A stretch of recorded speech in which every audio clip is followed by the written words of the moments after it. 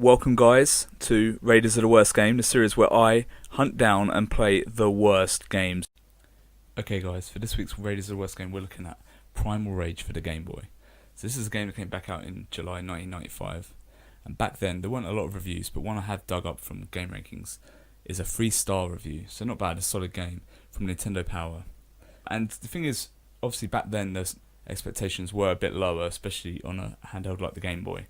And because it's a first-party reviewed magazine, Nintendo Power, they will obviously bump that score up a little bit higher and take into consideration the limitations a little bit less. So we have to keep that in mind, guys. So what I've actually done, because of the lack of prior reviews for this game, I've actually gone and looked at some of the user reviews and some of the internet reviews that you guys have put up.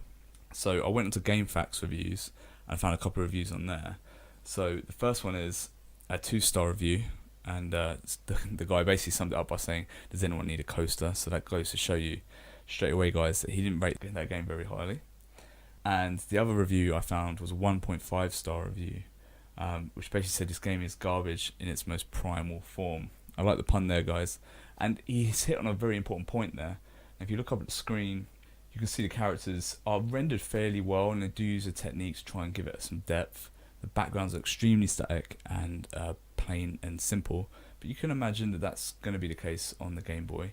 You can certainly make out the kind of health meters well enough, and the stamina meters, so to speak, and you know the characters are there and the moves are there to an extent.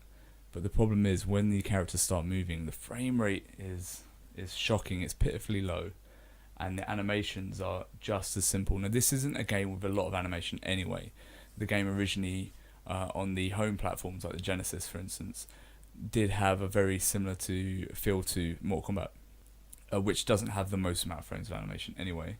But when this is translated through to the Game Boy, obviously they've stripped out some of those animations to the point where it's extremely basic, where you've only got a couple of frames from actually pressing a button to kind of landing a punch and stuff like that. And it does make the whole thing feel a little bit like a slideshow. And as you can probably see from the footage, actually there is a little bit of screen tearing. That's not just my recording, there actually does seem to be a similar almost screen tearing like effect when you're actually playing the game. And it's worse when a lot's going on the screen. So if both characters are throwing a lot of moves or using specials, or the background is scrolling at a fast rate, especially if it's one of the backgrounds with a little bit more detail in it, you will get some of that as well. You know, the characters, you get the 6 characters up there, so it's a couple less than the home console versions. A couple of them are duplicated, which is normal if you've actually played the game. But as you can tell, the frame rate is taking a complete nosedive there, guys. It's not my hardware. It literally is just the nature of the beast when it comes to this Game Boy version.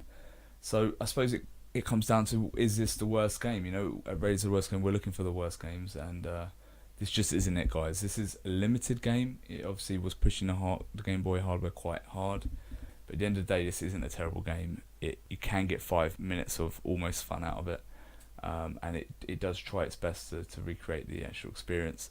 So I'm going to give it a 3.5 out of 10, guys. So it's quite a low score, but it's by no means the worst game. So if you guys want me to keep searching for the worst game and bring you more terrors like this, feel free to like, comment and subscribe, and I will see you next week, guys. Thanks.